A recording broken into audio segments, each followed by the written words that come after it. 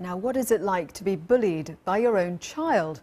A growing number of parents are seriously concerned about their child's aggressive behaviour towards them, and many are unsure as to where to turn for help. We've had exclusive access to a programme in Doncaster, which is the first of its kind to rehabilitate teenagers who've been abusing their parents.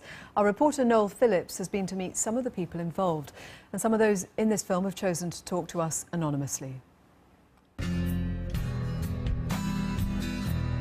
It's one of Britain's most hidden crimes, and according to experts, about 4 million parents have experienced violence from their children. Many of the people in this film wanted to remain anonymous, so we've had to change their names. Easy way to hit her, then I just punch her in the arm. I won't do it too powerful, because if I hurt them, then I can say if she has to go to the doctor's or hospital, she'll have to tell them what's happened.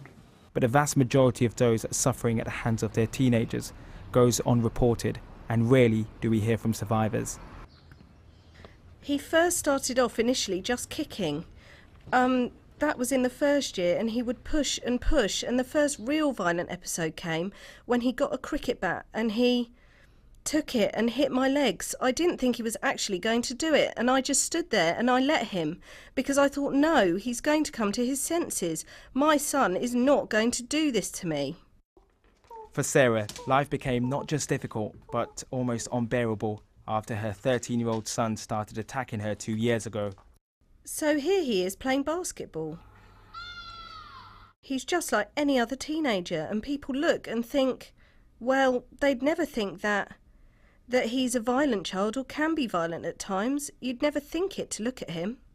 It's lone parents like Sarah who, according to the University of Oxford, are most at risk of being abused by their children. Her son was given a 12-month youth referral order earlier this month after injuring her with a bread knife. Under the order, he will be required to write a letter explaining to her why he did what he did.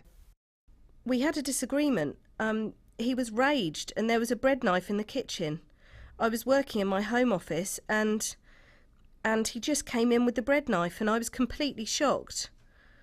I tried to get him to put it down. We had a struggle. He had no intention of putting it down, and in that struggle I got cut really badly. So much so that I had to call the paramedics. I mean, just describe that moment to me. Just tell me what it's like, your son threatening you with a bread knife. There was just an almighty, I don't know, fear. Like I probably never, like almost like you're faced with a criminal in your home.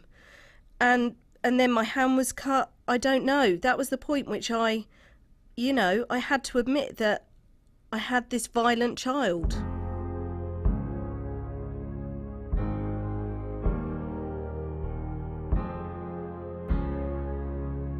Now, in some cases, it can be really difficult for moms like Sarah to actually report their children to the authorities. But for those who aren't able to do so, it's not getting any easier. We've heard of some really shocking stories of parents being attacked, including one child being accused of murder. So what causes some children to threaten, bully, and even attack their own moms and dads? There can be various motives that feed into that wish to control. But controlling the others is inevitably the outcome of that pattern of behavior. So, why is it happening? Okay, well, there's a belief that it's happening on a wider scale than it used to. We can't actually find evidence for that because there hasn't been research that's been carried out into the prevalence of child-to-parent violence over the years. One view is that it is happening increasingly more often than in the past. Another view is that it has been a hidden form of domestic violence because until very recently we haven't spoken about child-to-parent violence as such. But whilst the problem remains largely hidden, some are trying to address it. I went to Doncaster to find out how this teen-to-parent abuse programme, the first of its kind in the country, is helping to rehabilitate teenagers who've been abusing their parents. It's their 5th week on the programme, and both 13-year-old Luke and 12-year-old Kyle are now starting to admit their anger problem. So you've both hit your parents? Yeah. Why? In anger, or if I don't get something what I want, or if I'm grounded and I want to go out. How many times do you think you've hit your mum?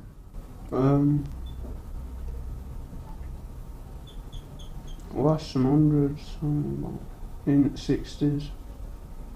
So you've hit your mum at least 60 times? Mm. What would you use to hit her?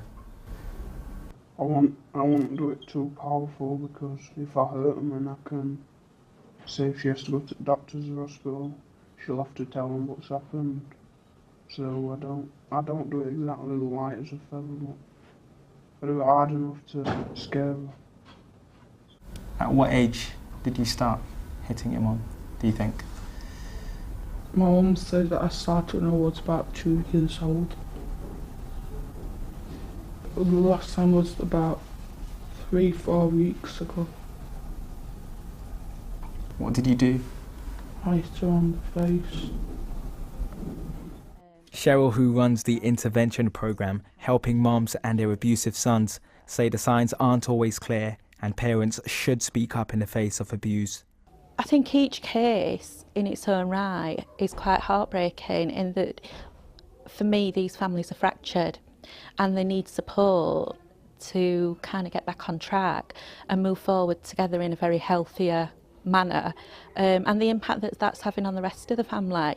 So what we're doing, which is quite unique with this type of programme, is ensuring that whilst mum and the child that's abusing them are worked with, siblings also have the opportunity to have direct work as well. So we're taking very much a whole family approach to the violence. You know, like the fact that he's thought about you and gone, oh, I know that's going to be tricky for my mum to do. For Debbie, who has been kicked, punched and even strangled by her son, it's here in these meetings where she's able to share her fears.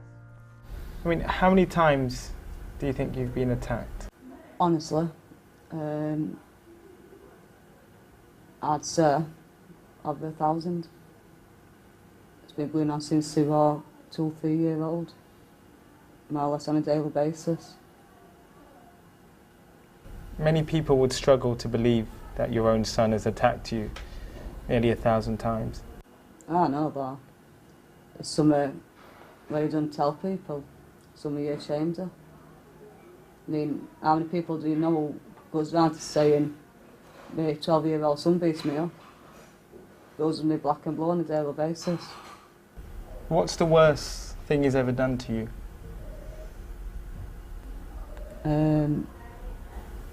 I'd have to say, cut my stomach open.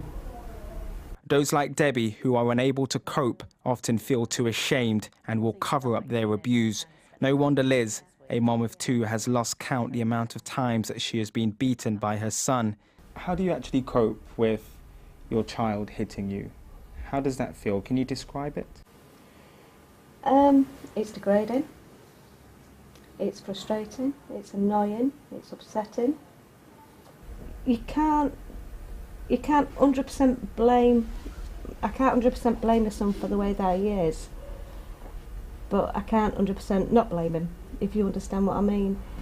Now, latest figures from the Crown Prosecution Service show that in the last year, more than 2,500 14 to 17-year-olds have been prosecuted for a range of domestic abuse offences. That's compared to just over 2,000 in 2013 to 2014. We know it's a hidden crime. If it wasn't a priority for us, we wouldn't be raising awareness in such a way. In the last 12 months, West Midlands Police say they have dealt with almost 200 cases of under 18s abusing their parents, but only 13 were charged and prosecuted. Criminal justice outcomes are not the only solution, and the majority of times they're not the best solution. We have to consider the welfare of the child, even though it's the child that's causing the problem in the family. We have to look to their welfare as well. I think the worst case is probably slightly dramatic, but we have had cases of a 12-year-old or 13-year-old where they've been assaulting their parents' mother in this particular case of the 12-year-old, and the family is in such crisis that they've got to a point where they feel they have no other option but to call the police, and that's where we've come in and intervened. Just punch it there. Back in Doncaster, Natalie knows all too well the pain many moms endure when abuse lives and breathes within the home. What about me and you? Do you think we are back to where we used to be? We're getting a lot better now. We don't argue as much. She and her son Ben spent 9 weeks on the Teen to Parent abuse programme. He never physically attacked her, but used to bully and threaten her. I love you. I went to find out how they're now rebuilding their relationship. Just because it's not physical, it doesn't mean that it doesn't hurt. Mentally, I probably got to a point where I felt like it ruined me. You accept it, and that's how it become the norm, I suppose. The behaviour, it just become a cycle of patterns. I accepted it because of the guilt, and it was just a vicious circle like that. I love my son beyond my life itself, and I could never give up on him. And when I looked at him when he was asleep over night time, I cried so many nights just thinking, I just wish you'd just behave. I just wish, what am I doing? And I felt really got it that after all these years, suddenly my parenting were a problem. It's clear more needs to be done to spot the signs of abuse that speaks loud even when a victim won't. Most of the moms who I've met spoke out because they no longer wanted to suffer in silence. But despite their ordeals at the hands of their teenagers, they all share one thing in common: unconditional love for their children. For Luke, though, who we met earlier, he's now a lot calmer and is hoping to regain the trust of his mom. I used to hit my mum at least twice a week, and I hadn't hit her for 4 weeks. And that's an improvement.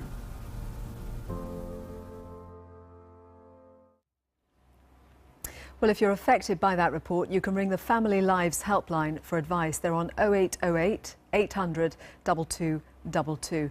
And you can watch that film again on our programme page, bbc.co.uk/Victoria. We'll also be talking about the issue a little later.